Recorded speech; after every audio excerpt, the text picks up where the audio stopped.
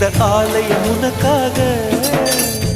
வானில் ஒரு புயல் மழை வந்தால் அழகே என்னை எங்கனம் காப்பாய். கண்ணே உன்னை என் கண்ணில் வைத்து இமைகள் எனும் கதவுகள் அடைப்பேன். சத்தியமாகுமா? நான் சத்தியம் செய்யவா? தொடு தொடுவெனவே வானவில் என்னை தூரத்தில் அழைக்கின்ற நேரம். உவா